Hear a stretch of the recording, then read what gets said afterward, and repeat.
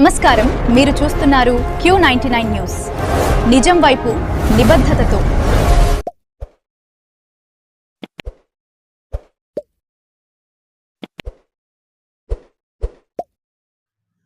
నమస్తే.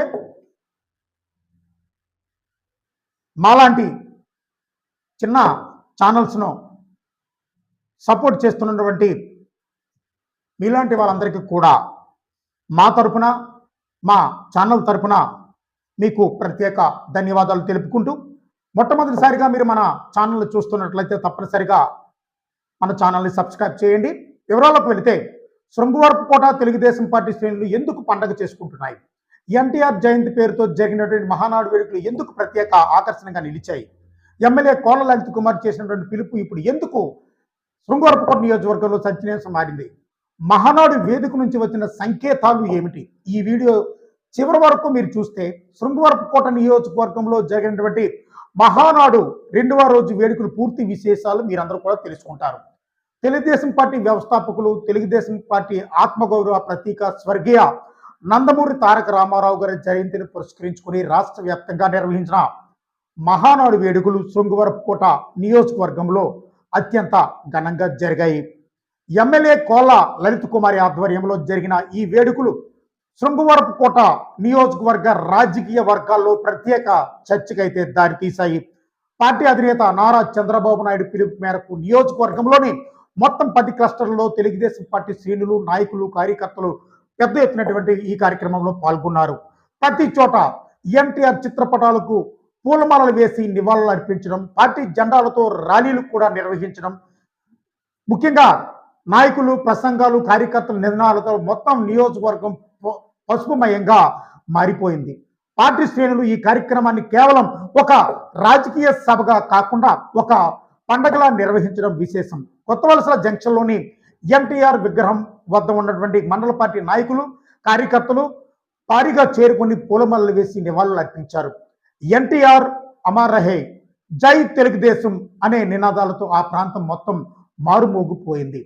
పార్టీ నాయకులు మాట్లాడుతూ ఎన్టీఆర్ చూపించినటువంటి మార్గం తెలుగుదేశం పార్టీకి శాశ్వత దిక్సూచిగా నిలుస్తుంది అని అన్నారు. క్లస్టర్ 9 పరిధిలోని చింతలపాలెంలో మాజీ సర్పంచ్, సింహాచలం ట్రస్ట్ బోర్డు సభ్యులు మాకిని సీతారాం పోతుడు ఆధ్వర్యంలో 2వ రోజు కూడా మహానాడు వేడుకలు ఘనంగా నిర్వహించారు. ఈ కార్యక్రమంలో మహిళలు, యువతులు, సీనియర్ నాయకులు, పార్టీ కార్యకర్తలు పెద్ద ఎత్తున పాల్గొని మహానాడునైతే విజయవంతం చేశారు. స్థానిక భారీ స్పందన రావడం ప్రత్యేక ఆకర్షణీయంగా ఇక్కడ నిలిచింది. ముఖ్యంగా ఎన్టీఆర్ జయంతి సందర్భంగా ఏర్పాటు చేసినటువంటి ప్రత్యేక కార్యక్రమాల్లో శృంగవరపుకోట నియోజకవర్గం ఎమ్మెల్యే కోల లలిత్ కుమారి పాల్గొని కేక్ కట్ చేశారు. తర్వాత పార్టీ కార్యకర్తలకు కేక్ పంపిణీ చేసి శుభాకాంక్షలు తెలియజేశారు. ఈ సందర్భంగా కార్యకర్తలు ఎన్టీఆర్ నినాదాలతో సభా ప్రాంగణాన్ని మారుమ్రోగించారు. ముఖ్యంగా తుమ్మకాపల్లి సమీపంలో ఉన్నటువంటి క్లస్టర్ 8లో దాసరి కార్పొరేషన్ చైర్మన్ పుట్నూరి వెంకటి రత్నాజీ ఆధ్వర్యంలో నిర్వహించినటువంటి మహానాడు కార్యక్రమంలో కూడా శృంగవరపుకోట నియోజకవర్గం ఎమ్మెల్యే కోల లలిత్ కుమారి పాల్గొని ఈ సందర్భంగా ఎమ్మెల్యే కోల లలిత్ కుమారి మాట్లాడుతూ, తెలుగు జాతి ఉన్నంత కాలం ఎన్టీఆర్ పేరు చిరస్థాయిగా నిలిచిపోతుందని, పేద ప్రజల కోసం, సామాజిక న్యాయం కోసం, తెలుగు ఆత్మగౌరవం కోసం ఎన్టీఆర్ చేసినటువంటి సేవలు మరుగులేవని ఈ సందర్భంగా కొనియాడారు. ఆయన ఆశయాల సాధనకు ప్రతి కార్యకర్త అంకిత భావంతో పనిచేయాలని ఆమె ఈ సందర్భంగా పిలుపునిచ్చారు. ఆమె చేసిన వ్యాఖ్యలు ఇప్పుడు కార్యకర్తల్లో కొత్త ఉత్సాహాన్ని నింపినట్లు కనిపిస్తుంది. మహానాడు సందర్భంగా మంగళగిరిలోని టీడీపీ కార్యాలయంలో జరుగుతున్నటువంటి ప్రధాన కార్యక్రమాన్ని శృంగవరపుకోట నియోజకవర్గంలో ప్రత్యేక లైవ్ స్క్రీన్ల ద్వారా ప్రదర్శించారు. పార్టీ జాతీయ అధ్యక్షుడు నారా చంద్రబాబు నాయుడు, జాతీయ ప్రధాన కార్యదర్శి నారా లోకేష్ సహా పలువురు కీలక నేతల ప్రసంగాలను కార్యకర్తలందరూ కూడా ఆసక్తిగా ఈ యొక్క స్క్రీన్ల ద్వారా శృంగవరపుకోట నియోజకవర్గంలో వీక్షించారు. చంద్రబాబు ప్రసంగం వచ్చిన ప్రతిసారి కూడా కార్యకర్తలు చప్పట్లతో స్వాగతం పలికారు.